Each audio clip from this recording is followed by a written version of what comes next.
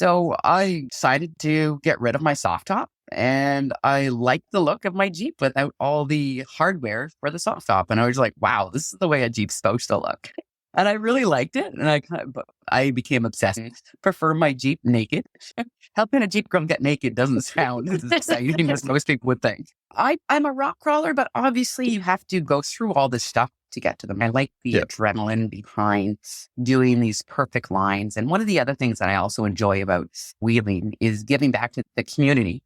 And I help local clubs do newbie runs. They come out and I teach them the basics and they're like, oh, this is so fun. And they're like, how do I get over the fact that I'm scratching an $80,000 vehicle?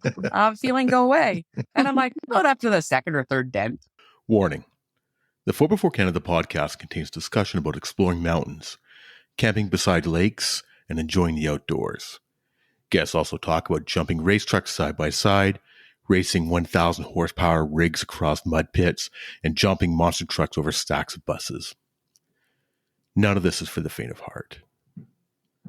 The 4x4 Canada podcast is not responsible for bringing out your inner adrenaline junkie or making you want to get out there and explore the back roads from coast to coast. The 4x4 Canada podcast is not responsible for broken parts due to jumping your vehicle, hitting mud poles too hard, crossing deep streams, and doing other dumb shit. However, we will take credit for inspiring you to explore mountaintops, spend quality time outdoors with your friends, or meeting new like-minded people, and most importantly of all, following your dreams. Hello, everyone. Welcome to the 4x4 Canada podcast. I'm your host, Tasha. And I'm your other host, West. Hold on, let's do that again. They're starting to call me West at work now. The only time I ever say West is during a podcast opening or podcast introduction. And that's the only time I ever say West. Right. Let's try this again. We got to put that in the blooper episode. Yes. All right. All right. Okay. Okay. Hello, everyone. Welcome to the 4x4 Canada podcast. I'm your host, Trisha. And I'm your other host, Wes. And I am their guest, Tasha McDonald, also known as Just a Jeep Girl. Welcome, Tasha. Thank you for joining us today. So before we get into our episode with Tasha, we just have a couple of housekeeping items to go over. So if you like us, love us, follow us on our Instagram and Facebook at 4x4 Canada Podcast. You can also reach out to us and check us out at our website at www.4x4canadapodcast.com.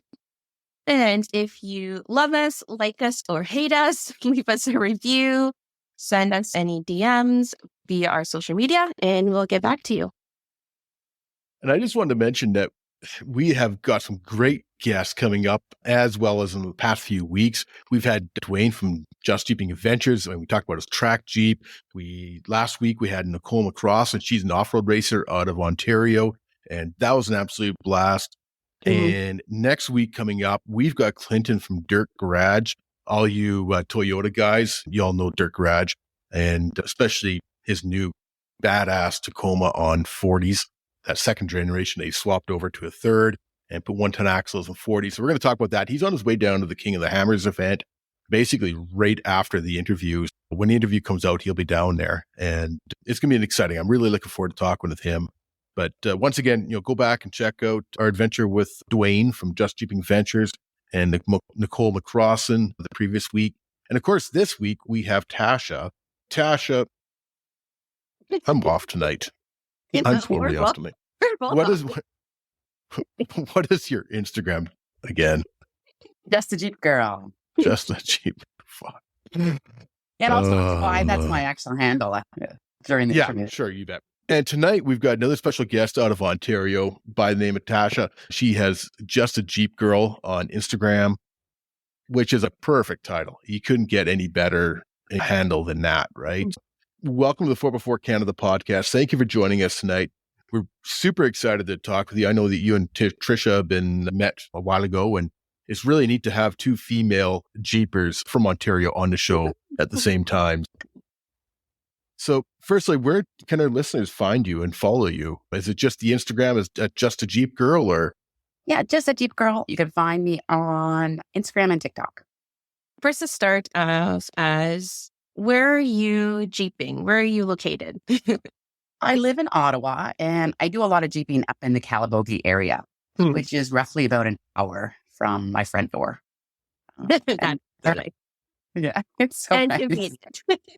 But that's like the hour to the air down spot. So when did you start wheeling? And I believe your son also has a Jeep as well. Yes. So that's an interesting story. So in 2000, so I've always wanted a Jeep.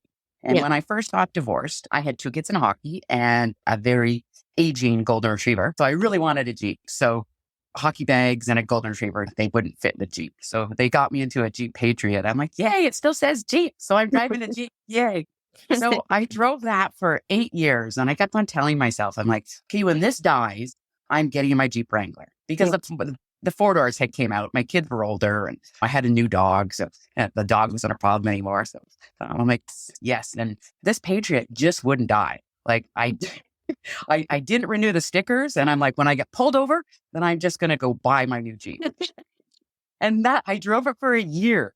Like it was literally, I got it in October and they're like, you didn't renew your plate. So I had to pay for the whole entire year, even though it was like a month for the new stickers. Yeah. So then I got a 2018 Sahara JL. And when I first got it, I was like, oh, like I see all these people with Jeep friends. Like, how do I get Jeep friends? And yeah. So I looked around and I saw that there was this club that kind of did runs up in Calabogie. Thinking, I'm like, okay, they drive the roads like what motorcycles do. Right. Not knowing that it was off-roading, maybe a gravel trail or something. Yeah. So on Mother's Day, they had their first open run that you didn't have to be a member, but you had to qualify. So I'm like, kids, Mother's Day, we're going off-roading. Aww. And they're like, yeah, this is awesome. Because usually we do like in Ottawa, you can see the Tulip Festival and that's like a mom kind of thing to do. So my kids were like ecstatic over this. So I had just had surgery, so I couldn't drive. So my son at the time was 18 years old. And I'm like, you're driving. And our first obstacle is just, I'm like, what are we doing? Why are we taking the air with our tires? And what are we going to do? This is a brand new Jeep. Are you guys insane? And my kids are just like, come on, Mom, everybody else is doing it. I'm like, oh my God. I'm like, just freaking out. I'm like, what did I sign up for? Yeah. And I also have this 8-week-old puppy on my lap. Oh. Because they're like, you got to bring the dog. Yeah. Yeah. So that was my first experience. And my son drove the whole entire time. And they're like, this is amazing, Mom. And that's how I got into off-roading. And by the end of the day, I was just like, wow, the adrenaline and just the family was hooked. So then Right. So then, of course, every weekend we'd go out. My kids would come. We're like, let's do this one, Mom. Let's do this one. Yeah. And they're like, can I drive, Mom? And then, of course, graduated to them getting their own Jeep. Wow. So wait, so one son or both sons? So not both of them, just one of them. So my oldest Brian, he drives a TJ. The TJ. It's yellow TJ, right? No, it's he's Rubricon. Yeah. But he also owned a business called Broke Boys Off Road. So that's where my broke girls come from because I'm like, I can't have broke boys. So I support my son's business. That's where my slow as fuck license plate comes from. Yeah. Yeah. So he does some funny stuff on his TikTok and his Instagram. It's just neat that he's so passionate about it. Okay. He got it from you. Yeah, I got it from you. Basically, yeah. Well, it's a family sport, right? So, and we go camping together and I know it's great. Not many moms can say that. I love it. Cool. That is cool. All right, let's talk about the Jeep.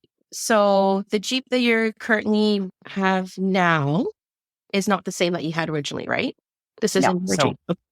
Yeah. So I got a new one it's not even a year old. I have a 2023 Jeep Rubicon and it's a 2-liter turbo.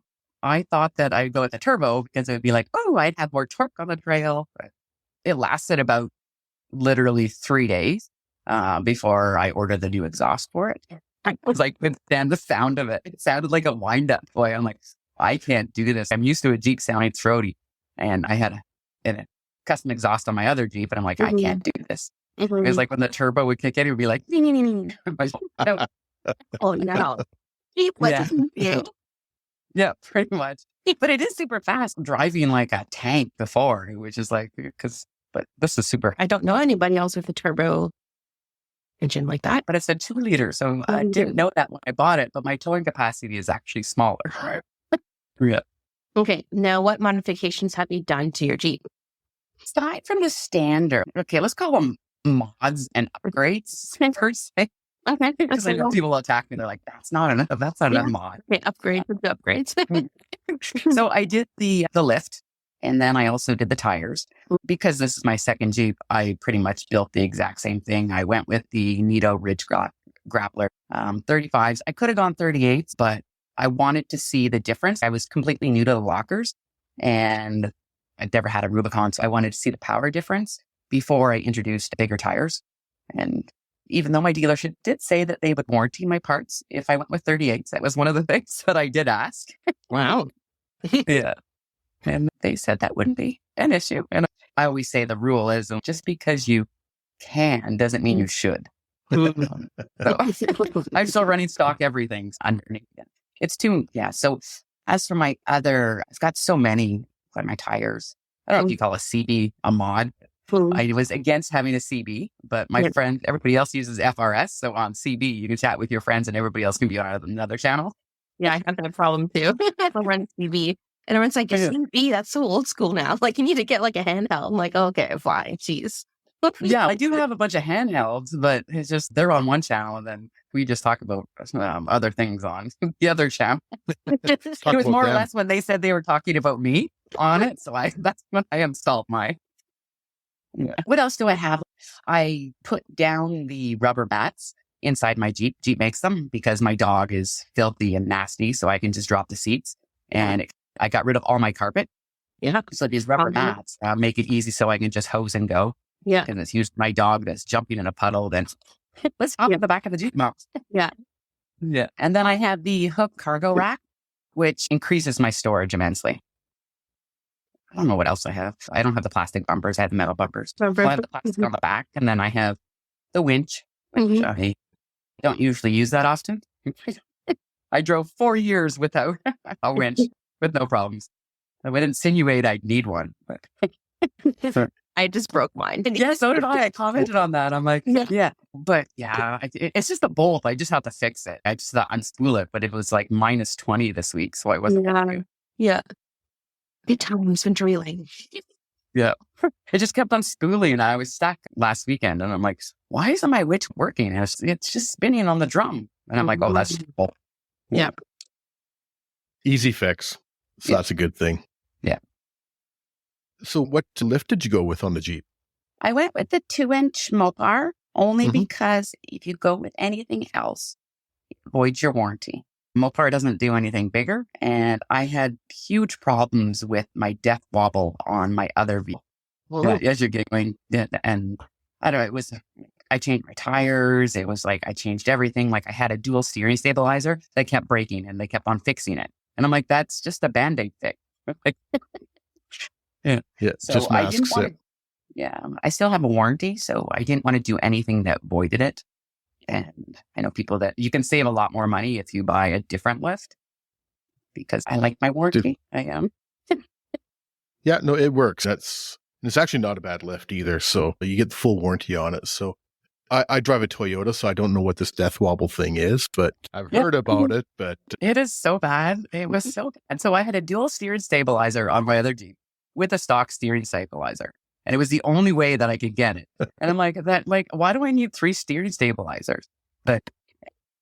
And they literally welded my dual steering stabilizer to my axle because it kept breaking. And believe it or not, that actually fixed it.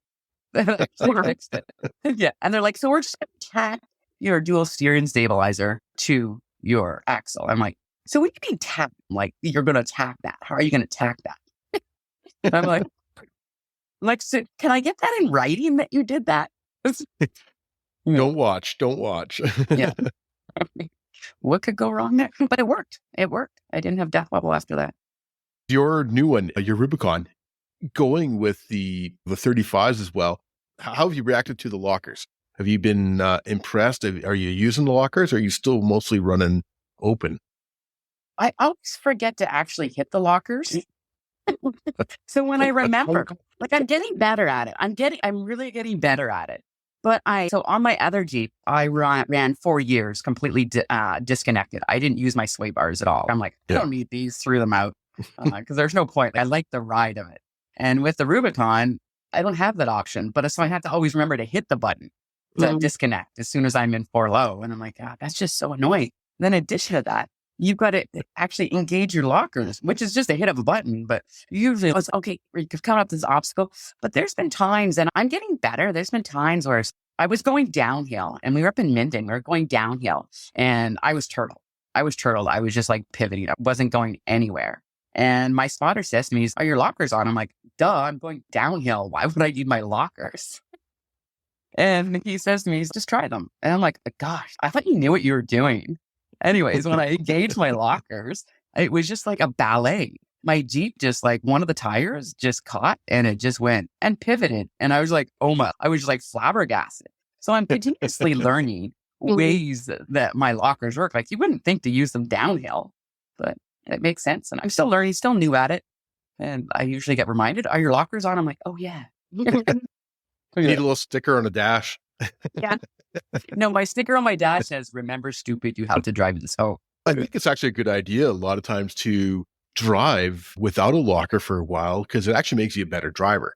Helps you pick your lines better and tire placement and stuff like that. So it's definitely one thing to be said about driving for a while without lockers or forgetting to engage them or whatever. Yeah. I'm thinking, I also wheel with a lot of people that don't have lockers. So I want to see if they're going to struggle. And then I know if they're going to make it or not. I always have my lockers on every obstacle. I can't see how challenging it is for them. Yeah, very nice. I think your favorite kind of wheeling, I don't know, actually, between the mud or winter wheeling, what would be your favorite? So, let's just clarify here. Okay. I don't look for mud. I don't like mud. Okay. I usually avoid mud. And I'll look at, and you're like, okay, there's a choice of 3 different ways. Yeah. I always seem to pick the wrong one.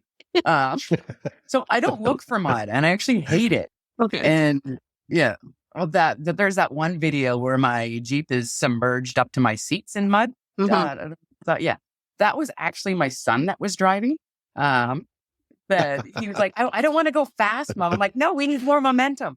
And there's actually the original audio. He was like, no, you need momentum. And he's like, I'm going to go nice and slow, Mom. And I was like, and I'm like, no. Yeah. And my dog's just sees all the mud coming in. And he's looking at me like, it's not, I didn't do it. I didn't do it. Yeah. And he kept on saying, I'm sorry. I'm like, it happens, whatever. It just washes out. It's not that big of a deal. Yeah. Because I find that, I guess in a way, on social media or Instagram, a lot of people, I think the most comments is either it's going through water and mud and Huntley with his goggles on, going with you.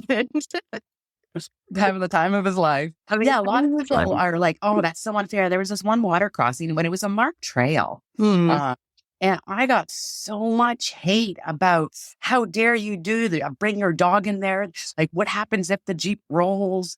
And there was just so many people concerned about my dog. It's like, your dog's freaking out. Like, and I had people DM me saying, I'm a dog therapist and I can tell by your dog's body language that your dog was upset. I'm like, no, it was really hot out. And he was like, can we go swimming? Because we're doing this water crossing. And it wasn't supposed to be a water crossing. It's just the beavers were so busy that they caused these water crossings and there's no way around. There's a bridge that we could have taken, but it was for ATVs. And it shouldn't have been that deep. But it looked like it was fast because it just broken open, but it was just, this is the trail. We're like, really? You go first. If you make it, then I'll go. Let's talk about your Jeep dog, Huntley. He's he's like a German Shepherd mix. Yeah, he's a purebred German Shepherd. Okay, beautiful. Yeah, I had him imported from Poland. This is my second one. He is 100% Jeep dog. Most people, when you say, hey, you want to go for a walk? He's just whatever. Yeah. I say Jeep and he's head tilt. What? Are we going somewhere? Yeah. So he gets excited. Every weekend when we go out, I always start packing stuff by the front door and he starts getting really anxious. But he's very good in the Jeep. He loves it. He wears his goggles because he can't see when there's no roof and doors on the Jeep. Everybody Yeah. thinks it just because he looks cool. No, he can't open his eyes. Yeah. Even though he usually sits right on the armrest. He sits mostly right on the armrest and he's just so happy. And when we're going to the trailhead, he's like chill and relaxed. But when we're actually on the trail and we come up to an obstacle, he's Yeah. just like watching. Oh, like he watches it. And if my son is ahead of me in his Jeep, oh, he doesn't take his eyes off of him. Like he's just so Oh. nervous about him. And he's usually strapped inside of my Jeep when I'm doing an obstacle because he's safer. Yeah. Inside my Jeep instead of I'm going to decide to hop in right during the obstacles. No, he's safer inside. And if he's not inside my Jeep, then he's barking at me and my concentration. He just sits there. There's some videos of it. It's just I'm doing this tire lift and it's absolutely crazy. And he's just sitting there. I was like laying down the back seat, just panting. This is the life. Yeah. He's so happy and he just loves it. And he grew up around vehicles when he was younger. When he was about 6 months old, he was grabbing the branches as we were going down the trail. Mm. And he got thrown out of the Jeep because he grabbed the The branches. branches. Yeah. Yeah. And he got projected out, broke his ribs. And Oh, he no. was just a puppy. The leash that I had actually broke. So spend your money on a good leash. If you're keeping. Yeah, I know. Yeah. I heard of that. Some of them. I recently got a leash for my dog too, but I've heard that some do actually snap.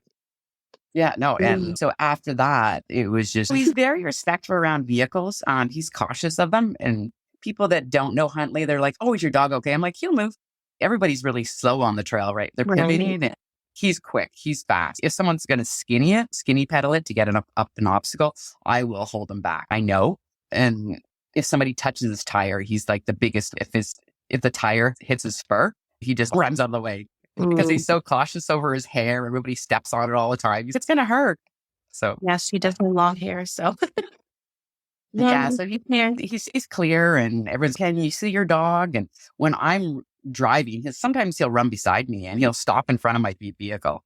He'll be like, nope, stop. And he knows how to stop my vehicle. I want to get in. I'm like, no, we're just in a mud puddle. You're not getting in. So then, yeah. muddy. Oh, yeah. But he does it. Like he lays down in the mud, usually because we're deep in the bush. The bugs are biting him or he's really hot. And, yeah. So that's why he lays in the mud. I can tell him to stop and he's just, yeah. Yeah, I'm not going to win. Yeah. I have the bug spray for him, but it doesn't work as good as mud. No, it's it. Yeah. Okay, so let's talk about wheeling. You're with your doors and your roof off. When did that start? Because you do that in the summer. So back when I had my Sahara, I'll call it my Sahara Con because it sounds so much badass compared to Sahara. My Sahara Con. I had the soft top and I found that I never closed it. I found it to be a nuisance when I was trying to get my recovery gear out of the back. Every time I'd open it, I'd have to open that. So I never even closed it unless it was raining. So what was the point of having it? And even if it rained, I put my rain gear cover on because I didn't want to put my doors on. So I decided to get rid of my soft top and I liked the look of my Jeep without all the hardware for the soft top. And I was like, wow, this is the way a Jeep's supposed to look. And I really liked it. And I became obsessed. Prefer my Jeep naked. Yeah. Helping a Jeep girl get naked doesn't sound as exciting as most people would think. Anything. Yeah, I started doing that. And because of the hard top, I just scratch it and damage it. And there's less damage. Like where we are, our trails are tight. Like we call them tree point turns. And you literally pivot off of a tree and hope that your tire hits it before your hard top does. And those are the higher level trails, but there's less damage. And I just prefer, yes, I get caught in the rain. I'm never trust the weatherman. And, You basically run it mostly all year long because I think you put it on just before December, maybe, was it? This year was a little later because it was in the shop. So I literally drove home in like a blizzard from the dealership to go get my hard top on. Yeah. But my hard top was stored at a friend's place. Yeah. But it was, I don't know, it's about 6 months out of the year. Yeah. I'm not sure if you knew or not, but in BC, we must have the doors on. That's not fun. That's not fun. I found out through a friend that you're not allowed to remove the doors if you have car seats. Oh, really? Yeah. Interesting. When And I sorry, go ahead. what so when I first got my Jeep, I went around to we have different police municipalities here. We've got three different ones. We've got the OPP, we've got the Ottawa police, and then we've got the regional police. I went around to, and the RCMP. So I went around to all of them and I'm like, so I have a Jeep. What are the rules? The highway traffic states this because I just wanted to know what's enforced. There's the Highway Traffic Act. I'm like, is it enforced? Like the rules are you're not allowed to have your tires stick out further than your fenders unless you have mud flaps. Mhm. Yeah. Well, you're not allowed to have your bumper stick out.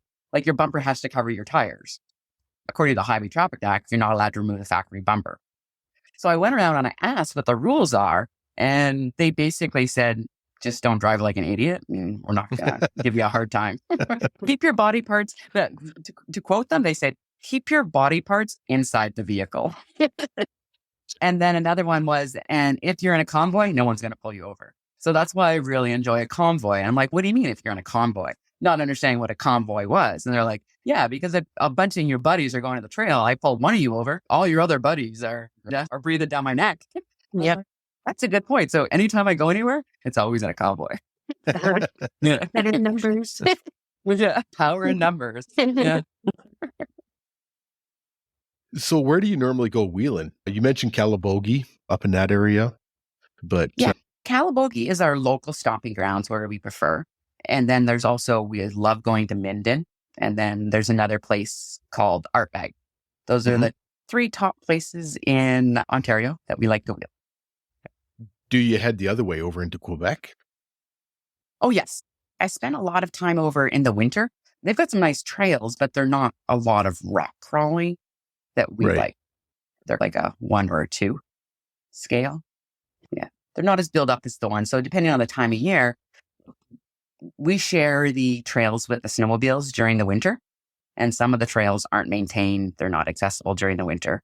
We don't have very many trails in the winter to run. Yeah. That's when we go over with our friends over in Quebec, but we don't know where the trails are. So we have to go with them. But there's some really cool wheeling over in Weir, but those are big boy wheeling.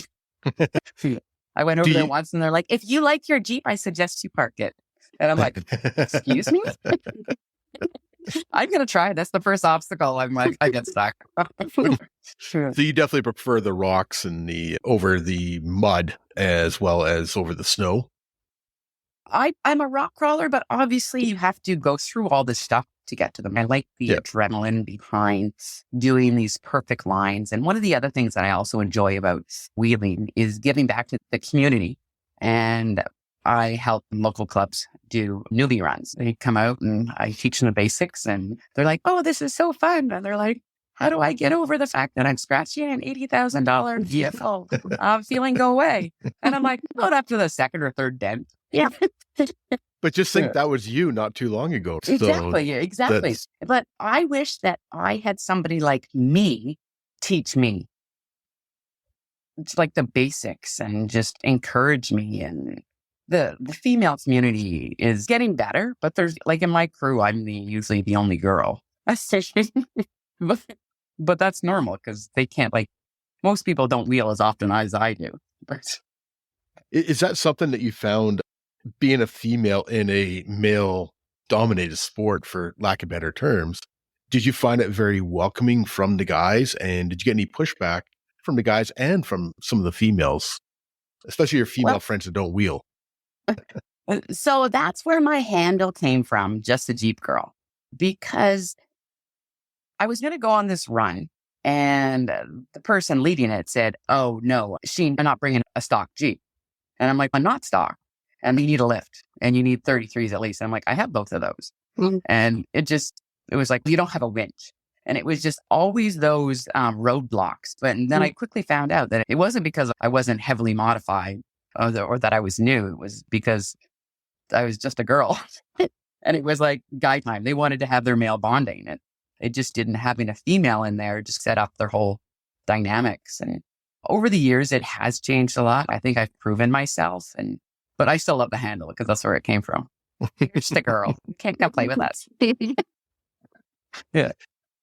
Here in Kamloops, we've got the Kamloops Jeep Club, and there's a lot of women involved in that club. And have you found that there is a group or a club in the Ottawa area that has more females or is more open to females? I run with a club called Ottawa Valley Off-Roaders. Yep. And they're very good with females. A lot of their trail leaders are females, and they encourage the females because the guys don't come out unless the girls are there. Because the guys want to see the girls go, oh my God, I'm going off camera. You know? It's entertainment. It's entertainment for the men that go out all the time, and these girls are freaking. I find that Sorry, there's go a lot of girls that they just want to learn. And I never used to get along with girls. I was always a tomboy, so girls didn't like me. So this is a natural sport for me. Or not, I don't even call it a sport, I call it a lifestyle. Yeah.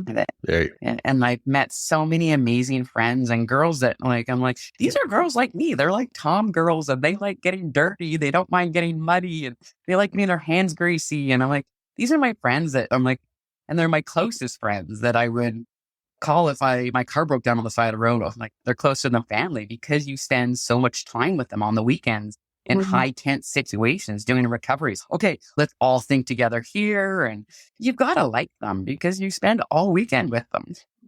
Yeah, it's true. Yep. Going into the female community and our Jeep community specifically, what tips would you give to any ladies who wants to start off-roading? Either it's hitting up a club, reaching out to women, what would we give advice to? Because there's a lot of girls that I see on the road, more Jeeps are coming out, even to the newbie runs that I see and run to here. What tips would you give them?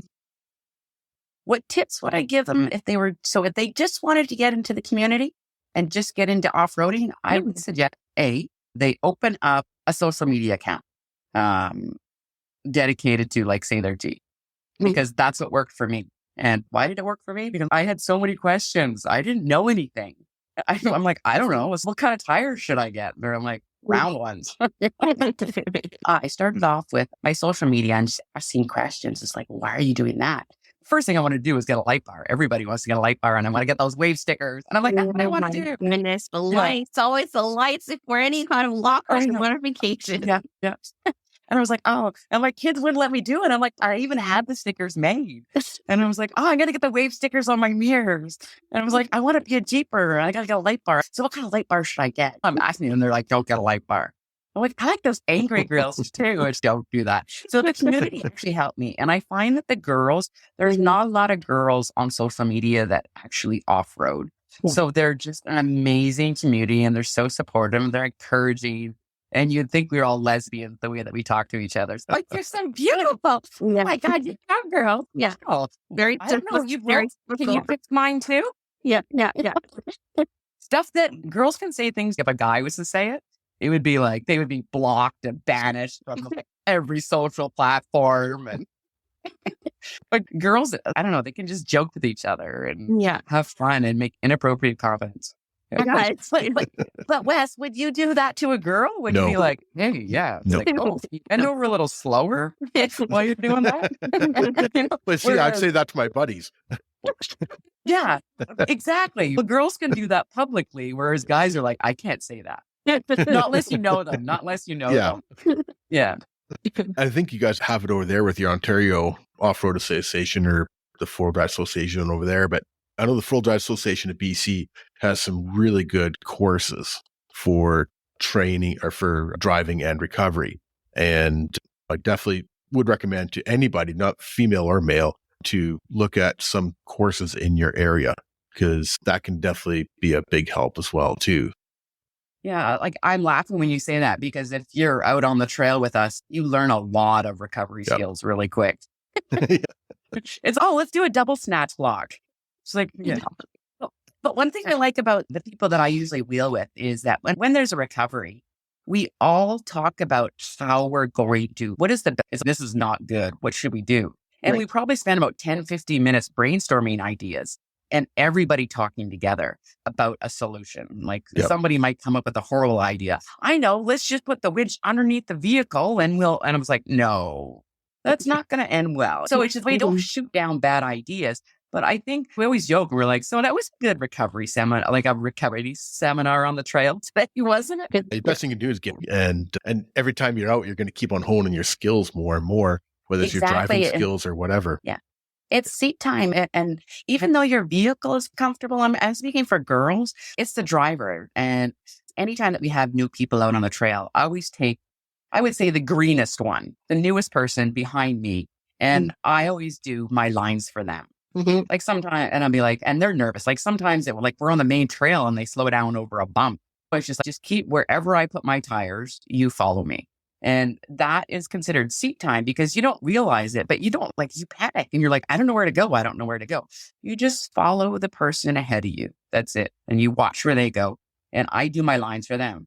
And if I tell them like, okay, you stay here, I'm going to go over here and don't follow me. Yep. Don't follow me. Yeah. For shit. Yeah. Yeah. You might want to get your camera out though, because I don't know how this is going to end. Even for guys, even for people like Luke with Overland North, like he's just started getting out and doing the obstacles and stuff, and he doesn't know what to do, and he gets nervous. But you have to trust your spotter, like the people that you're out there with. You've got to trust them. So what would you recommend to a new person, female or male, in regards to modifications? You mentioned light bars and the angry eyes. The angry eye grills, Yeah. and the wave stickers. Yeah, and the wave stickers on the mirrors. What would you, now that you've got some years of experience under yourself, what would you recommend to new people in regards to, say, the first few modifications? The first few mods would definitely be in this order. I would say tires, because I've seen too many sidewalls torn open. So invest in the tires and go minimum 35s, because 33s, apparently, well, I had 33s and everyone laughed at me. And I'm like, those are so big now.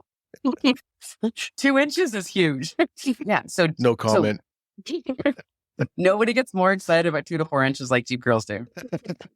So definitely tires, and then lift and winch, and in that order. Yep. And the first, it's not a mod. I think is communication. Yeah. If you don't have it's $20, you can get a radio, an FRS. So definitely the first thing you should get. And it was, should I get a compressor? I'm like, wait till you find out you're going to do this often. Mhm. Yep. Yep. Yeah. There's always enough to share around. Communication is a huge thing, whether you're talking to your friends on the trail or whether you're helping spot somebody through an area. It's a lot easier to do it with a radio as well, too. So having a portability. You guys mostly use the... Oh, I've got a ham. I've got all the communications down. I've got the ham, I've got the CB, and I have the FRS. But the FRS is like the introductory, works with everybody, and you can still talk to people on, And then the hams, you can talk to people on CB and also the FRS. Yeah. A lot of people over here in BC are using hams, and that seems to be the go-to. I don't know if it's just because of the distance, and with the mountains, it goes that much farther than, say, the little ones, but the little FRS channels. But yeah, it seems over here in BC, Queensby, ham is the big thing. Yeah. I would say a lot of the overlanders use the hams, and people over 50 use the CBs. I have a CB. I know, it's so weird. I'm not over 50. But it used to be the standard, and I would like I had the commitment issues. I'm like, I don't want to attend it. I don't want to wire it. And, Oh, yeah. I was in full production. Now I don't even use it because I just use a handheld. Wiring that thing and getting, it's so annoying. Yeah. I just wired mine this year. I literally just did it this summer. I had 5 people come over and help me wire, and I'm like, oh my God, this is just trying to get it through. Production and a half. Yeah. Well, because I don't run carpet, so I couldn't even tuck it underneath my carpet. Oh, yeah, you can't tuck it. Yeah. True. Yeah, and then you got to tune the antenna and stuff like that if you want to get that much better. And yeah, it's a big rigmarole. And ham, I mean, you can spend $500 getting set up with ham. It doesn't take long. Yeah. Or you can just get the FRS and take it out of the container or take it out of the box, and there's a sponge on the floor. It worked. Exactly.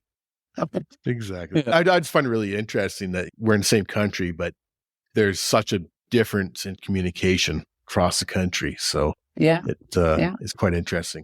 I know that even down in the States, a lot of guys are still using CBs And there's a lot of the logging industry is still using CBs instead of ham radios down there. So it's just interesting. It is. What was your favorite wheeling trip last year and why? My favorite wheeling trip last year was when me and all my best buddies went up and explored new trails in Minden that we had never run before. It was just a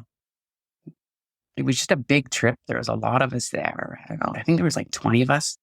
And we had a local trail guide that was up there, and he just, I'd love to take you guys out. And he was just, Joe was phenomenal. Him and his buddy, he was just like, I'm going to show you this place. And he was just blown away because we love exploring new ones. But that was definitely what happened in Minden. When you head out to Minden, are you guys normally camping over then? Yeah. So because we're so far away, not really, but every weekend we're camping. Okay. Yeah. So we usually go up on a Friday, set up tent, but we do different styles sometimes. So we call it overlanding, or we have base camp, and then we prefer a base camp because then we don't have to wheel with our stuff. But sometimes what we do is we do a trail and then, okay, we're going to camp here. We tear down in the morning and then go do another trail. So we call that overlanding amongst our groups. And then when we have base camp, we just go do different trails, and we do our base camp centrally, and we're always out exploring, trying to find new places to camp, because you go on a Friday night on a long weekend, you've got to have 12 different spots. It's not like you can call ahead and reserve and say, hey, we're going to be up there, and we have a group of 12. Yeah, there's no reserving on Crown Land. So for us to go to Minden, it is about 4 hours. And then we usually convoy, so everyone's got to get gas and they got to eat. So it usually takes us 5 to 6 hours to get up there. And then when we go to Artbeg, I can't do it for under 10 hours. When we do Artbeg, we go for 4 days. 2 days are travel and 2 days are wheeling. And then when we do Minden, we go to Minden probably every weekend in the summer. I'm sorry. I'm just thinking about this traveling whole thing. It just blows my mind. You guys have to travel for so long to go wheeling. I know, but it's so worth it. It's so worth it, though. Yes. Yeah, and how long does it take you to get to a trail? It can be about 8 minutes for a nice, easy trail. For something harder, maybe 45 minutes to an hour. An idea. So I'm just lucky that way, just to be where I live. But yeah, I used to live in Toronto, and I do recall those taking 3 hours to get outside of the city limits on a Friday. On a good day. Yeah. I normally don't work Fridays. And if I do, I work till about noon, because getting out of town is just horrible on a Friday. You work till 5, you're sitting in traffic forever. Yep. Yeah. So if you had a chance to have an all expensive paid trip and say a week long, let's say 2 weeks, where would you go in Canada? Go wheeling? Is this a trick question? Nope. Nope. Yeah, there's a beautiful country all across, right from coast to coast. It's absolutely gorgeous, I'm like, well, right? That's kind of a no-brainer. Definitely the Rockies. Yeah. Have you been? You said you grew up in BC or you spent some time in BC when you're younger, so you know a little about the mountains. I love the mountains. Yeah. Everyone's like, why did you move here? And I'm like, well, my family's here now. Yeah. I miss the mountains and the ocean every single day. Yeah, we're pretty lucky that way. Have you thought ever about going farther up north in Ontario or in Quebec? I had a friend talking about Tiaga Road. It's and when I did the research behind it, I'm like, that doesn't sound fun at all. I never heard of that. What is it? The Tiaga? I can't remember the exact name of it, but it's basically Tiaga. I think it is. Yeah, Tiaga, I believe. Yeah, Tiaga. Yeah. And it's a lot of gravel road heading up northish kind of idea, right? That's more of an overlander thing. Yeah. And my friend was pitching it to me. Do you know anybody that has ever done that or what that wants to do? I'm like, I looked it up. I'm like, that's like really flat.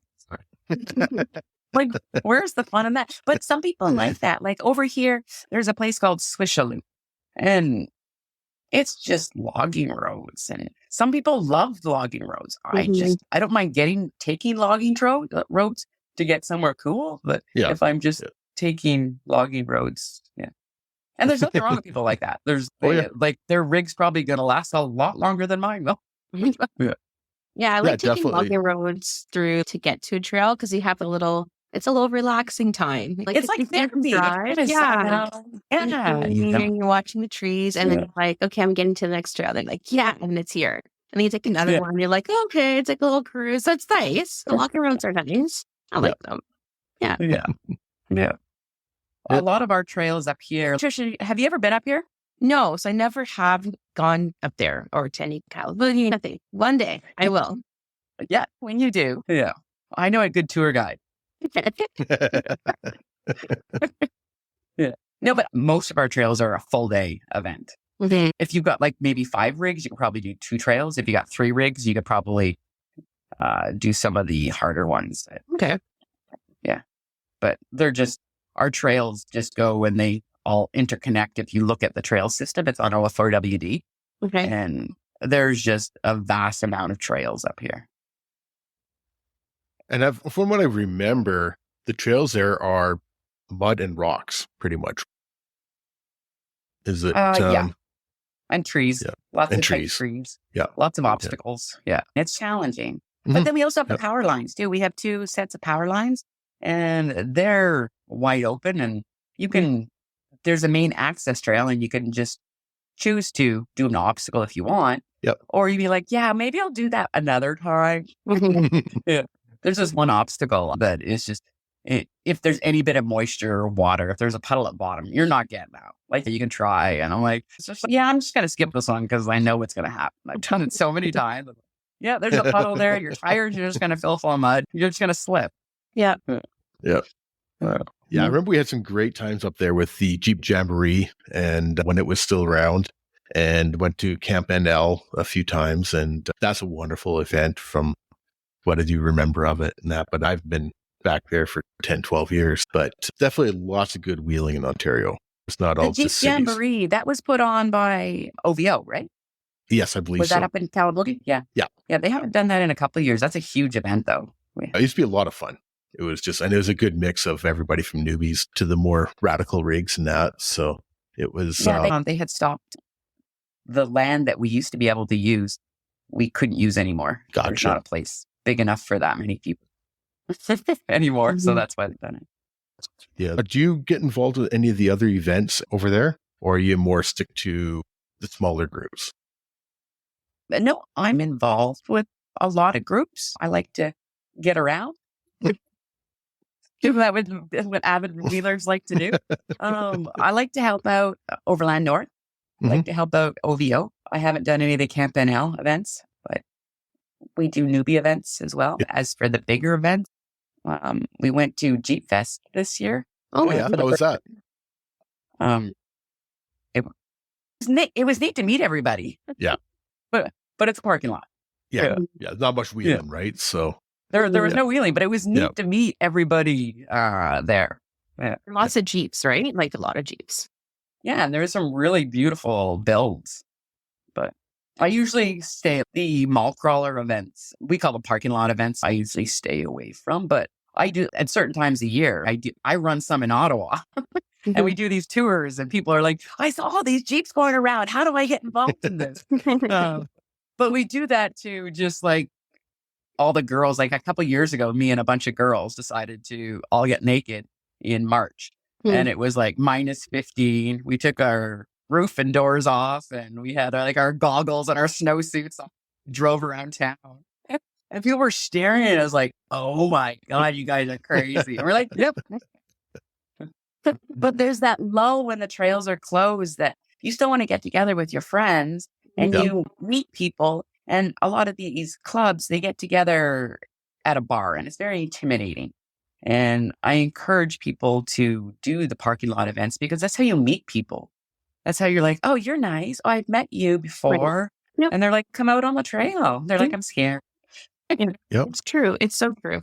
Yeah, I've met a lot of girls that way too. And it's the same thing. Come on the trail, you got to come out. And it's just like an icebreaker just to see other Jeeps too. And then everyone's like admiring each other's rigs. And I always say every rig is different. Every rig is beautiful because everyone vents their rigs differently. And it's just awesome just to see people's creativity or what they get into and people have the lights and I have no lights. So it's like different. It's just cool to see people are like into different things and to see that. I still have stock headlights. Oh yeah. And they're not even the LED package. It's just, I won't even night wheel right now. And I have rock lights that I haven't installed. There's just so many things that I need to do. My laundry list is huge. But yes, events are always cool to meet people and go out. Yes, definitely. Get out there and all of them are posted. And it's just fun. Even if clubs that I'm not part of have events. It's just, hey, you guys want to go crash that one? And they're like, yeah, sure, let's go. Yeah. Are you a Jeep duck person? There we go. Oh, wait, no, there's a better one. Oh my goodness. She's holding up a no duck sticker. Yeah, keep your bath toys to yourself. No, I am not. And I know with a lot of Americans, I don't know, the amount that I say thank you, I don't want a duck. I don't want a duck. I find it insulting. And it's just, I'm not a duck person. I think it's really interesting. I'm not a duck person either. Or what do they call for the Toyotas? The Yoda. Yoda. And I haven't really seen anybody do it over here yet, but it's not my thing, but I know it has brought a lot of the Jeep people together. And I don't dismiss that. I think they've done a great job that way. But yeah. And it's just safe. Like personally, like I will never duck anybody. And have I been ducked? Yes. Do I say thank you? And I'm like, yes. But personally, I don't enjoy it. The States is completely different. They're like duck crazy. I was down at Jeep Beach last year. And it was just nothing but like ducks everywhere. Duck here, duck there. I'm like, oh my God.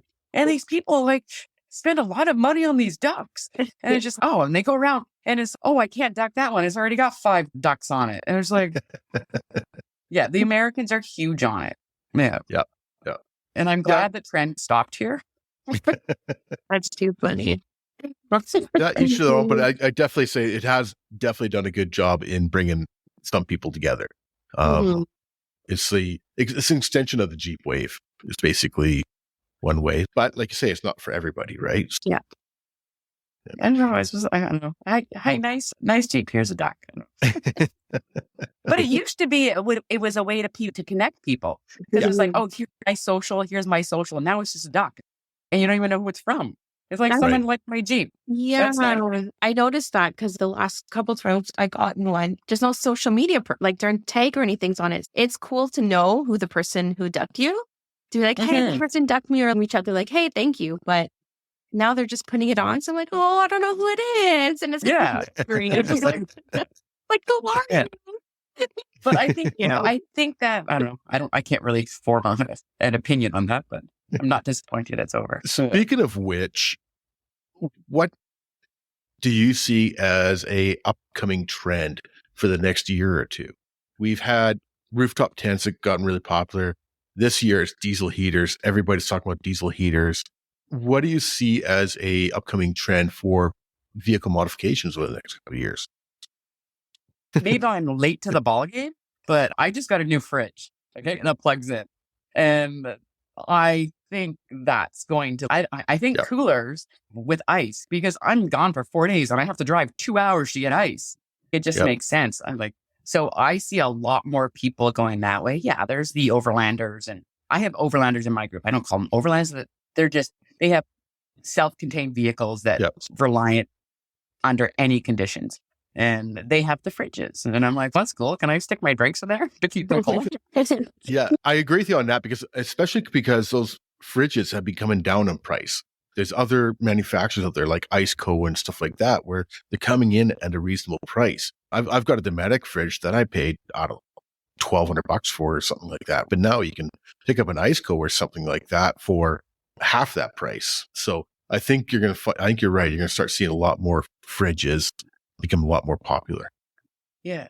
I just bought it, but I don't know if it's going to drain my battery. So I have to test it all. I'm not sure I don't know how it's going to work for days on end. Is it going to wear? Does it have a compressor? Does it have to be running? But Yeah, it's got a freezer in it too, so I can have ice for my drinks or ice cream on the trail. That's what I'm excited. yes, yes. All begins. Now she's going to start with the whole setup. It just starts with the fridge and it's going to go on and on. Well, my dog likes cold water. So like I've got solar panels to power everything. They're going to have solar panels at base camp, and then it's going to be this, and it's going to be that. I'm going to become an overlander. I'm an overlander. Yeah, no, but it's funny. There's a huge, I don't know what you call it, but there's a rivalry between overlanders and off-roaders. And they're like, what is an off-roader? What is a jeeper? You've got rock crawlers. You've got people that just go drive to a campsite and cook food all day. Yeah, and I'm okay doing that. Once in a while, that is awesome. Yep. That is so relaxing. We went up to this place over in Quebec called Lac. It was a nice lake. I was gonna say the name of the lake, and I'm like, that's the rule. You're not allowed to say. But it was a beautiful place, and we just rolled up on the beach, and we were the only ones there. And I'm like, this is the life. We had a bonfire, and I'm like, I can stay a week here. Yeah, like it was just beautiful. So I do enjoy overlanding. In the winter, you're not really wheeling. You're sliding in jeeps, and it's just an obstacle to even get to the campsite. And the only people that are out right now are people with the diesel heaters. Like, I don't have a diesel heater. I have a buddy heater and a -40 sleeping bag, and I sleep just fine. Yeah.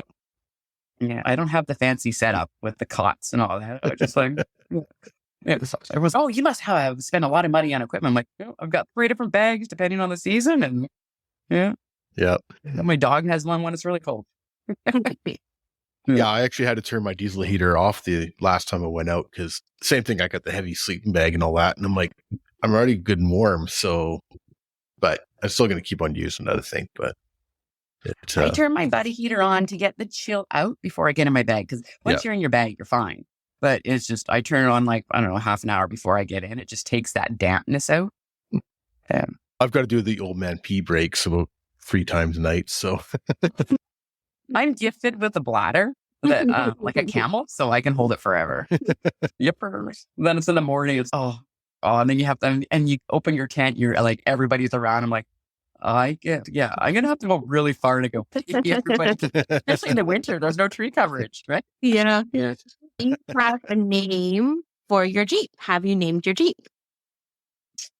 She's just my girl. I don't have a name. Girl? Yeah, I call her. I don't have a name. No, I'm probably like, I like that. Hey, that's my girl. Yeah, she's my girl. I look after her. I work hard so my girl can have a nice life. As we had Dwayne from Just Jeeping Adventures on a few weeks ago, and we talked about the name for his Jeep, and he didn't really have one. And Trisha came up with what she thought was a wonderful name for his Jeep. And he was about to hang up on us, but okay, what is it? Because I'm gonna go and tell him. The perfect name for his Jeep, because his Jeep is obviously like a beast, like the beast of the beast. So I was like, I'm going to think of something totally opposite. And it just came to me, and it was Tinkerbell. And he's going to hang up on you. If this sticks, I ain't going to, he goes, this better not stick. Tinkerbell. It's just completely opposite of what it is. I want to do a collab with him where it's like, but I haven't been too busy, but I want to do that. But do you think my Jeep would look good like this? But we'd have to get the right angle. We have the same Jeep. Same Jeep, and yours is white as well, right? Yeah, it's the same. It's the same. This is just like heavily modified and everything. And I'm like, if we can get the same shot, he's been trying to get me to do a collab with him for a while, and I'm like, and we talked about it. We should do it. You should. That'd be good. Yeah, I'm not trendy. I'm like old school. I'm just old. But that one video that accidentally went, I think it's at 3 million.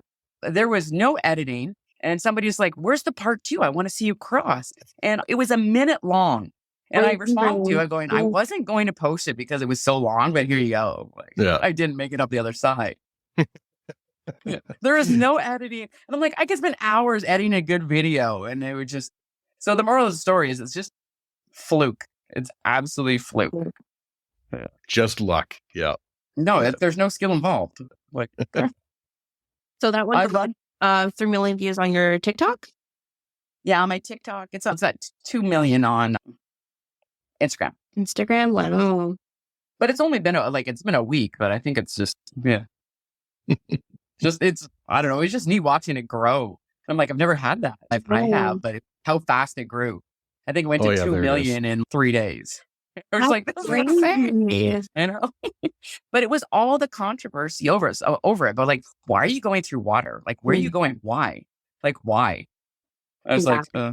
yeah. But it was neat the way the community all stuck up for me, though. It's clearly she knows where she's going. Mhm. And it was like, why aren't you going fast? Why do you keep stopping? Because I know the size of the rocks in there. I don't want to make sure they haven't moved. Yeah. I don't want to tear my diff open. Yeah, there's this big boulder, and depending on who goes through there, and if you don't put your tire right on it, you're like way down the other side. I know people have done it. That's why. Yeah. But I guess in the States, you're not allowed to do water crossings. It's frowned upon.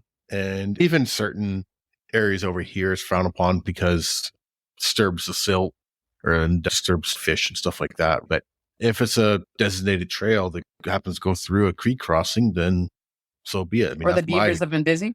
yeah, or the beavers have been busy or whatever. Yeah. I mean, that's my point of view on it. If Yeah. it's not something that we want to be going through and trying to find water to go run around No, I in. don't look for Right. water. Yeah. Right. and if it's on the trail, it's on the trail. Same thing as mud, right? If it's there, but we don't go I'll looking look for a it. bypass before I have to. I'm like, yeah. But I also won't cut down a tree. I've been on the trail before. I'm just going to cut down this tree. And I'm like, no, you're not. No, that's good to hear as well, too. And that's one reason I'll give a shout out to the Ontario Association of Four-Wheel Drive Clubs, as well as the Four-Wheel Drive Association of BC. Definitely recommend wherever you are, join your local association, because these are people that are doing the education, and these are people that are working to keep the trails open. And the trail maintenance behind it. Yeah. If the bridge breaks, they're the ones that fix it. If the beavers come in and flood an area, they're the ones that are coming in and looking after it.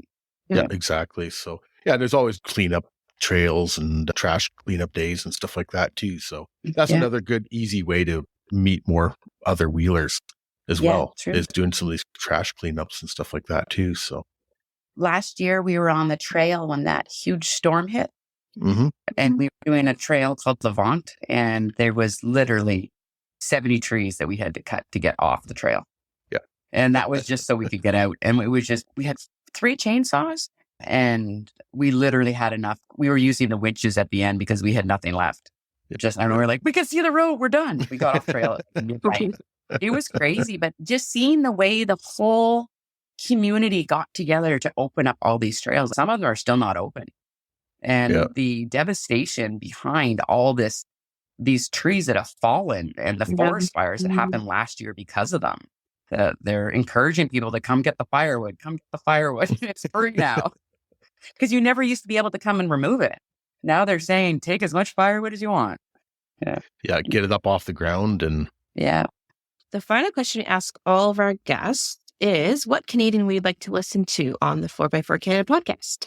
I meant to reach out to them and ask them, but have you guys done Sean and Amanda? No, who are they?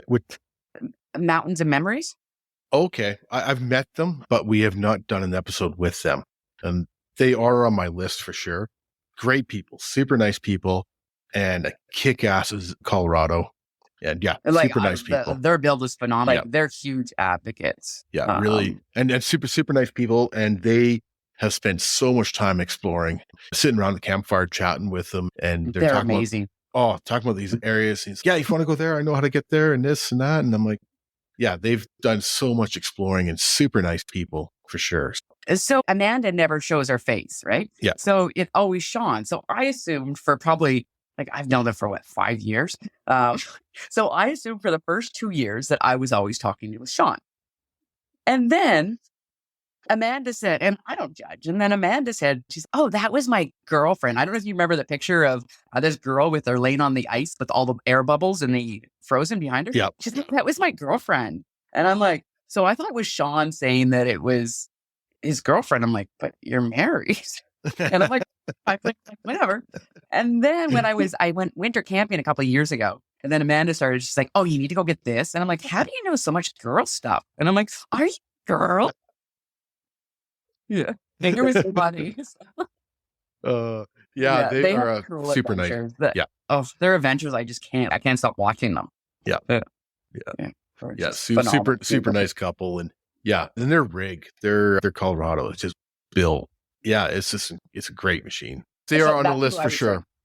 Yeah. Excellent choice. I'm like, I know a lot of Canadians, but they're like the coolest other than like Dwayne. Well, Dwayne does cool stuff. He's got a cool build. But... Yeah. Actually, his last video, we're talking about Dwayne from Just Jeeping Adventures. His last video he released actually had some camp cooking in it. And I commented and I'm like, thank goodness he got we got back to some camp cooking videos, because for a while it's all been tracked, which is wonderful and as a new thing for me now. But I'm like, that's one of the reasons I originally started watching him. So I did the hit on his last video where they're going out and on the way and his wife is driving and they're saying, yeah, we're going to camp, we're going to cook this and we're going to cook that. And she's like, yeah, because somebody didn't forget to bring the propane tank this time. So we will have propane to cook. Yeah, they're on vacation right now. And I'm like, I'm jealous. Sitting poolside down at Punta Cana. I'm like, that must be rough. I'm like, I went to the mailbox today and frozen, and I'm still frozen. I can't feel my hands. Yeah, exactly. Awesome. We are talking to Tasha, Just a Jeep Girl on Instagram, and running her white JLU Rubicon 4-cylinder. It has been a great conversation, Tasha. Really appreciate you coming on board. Once again, check her out, Just a Jeep Girl on Instagram. And you got to go check out that 2 million view video, and as well as her other videos. She's got a lot of really neat videos and posts on there as well, too. I really want to thank you for taking the time tonight. I know it's late over there in Ontario and on the wrong side of the Rockies. But thanks so much for having me, guys. Thank you. Thank you for joining us. It was great chatting. Great laughs, and I'm sure Trisha will run into you once again here coming up in the summer. I'm gonna get her. There we go. Yeah. So let's do it. I'll bring some of my girls too, but I don't know. I'm like, winter we like, but springtime, maybe the spring. We're gonna be. I'm booking. A bunch of us are going down. I'm planning an event through OVO for all of us to go down to Minden. Oh, okay. Staying at Ray's place. Is always going to be Ray's place. Yeah, I know. I always call it Ray's place. I know. It's still going to be Ray's place. Yeah. So I'm planning an event. So it'll be our first road trip with the club that I'm running.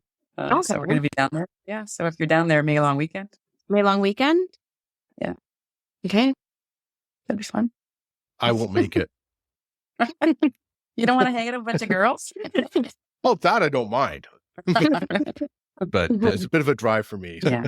And plus, I have a Toyota, so I won't fit in. Hey, I like the Toyota. Someone's got a break. Sorry. I'm joking. Sorry, not sorry. We make fun of them all the time. Oh, it's like this rivalry that we have. It's okay. We make fun of the Jeeps too. Yeah. We're hurt. Are we hurt, Trish? Yeah. At least I haven't had to do any engine work in the last little bit. Yeah. It's always work on. Josh has been through the whole engine and wobble, and I went through the engine problem. It's a Jeep thing. And it's definitely a Jeep thing. That's when you just bring it to the dealership. Like here. Yeah, pretty much. And I'm like, so I'm going to take it back, and you get parts. And they're like, no, we don't, the warranty doesn't cover taking it apart and putting it back together. And I'm like, wait, what?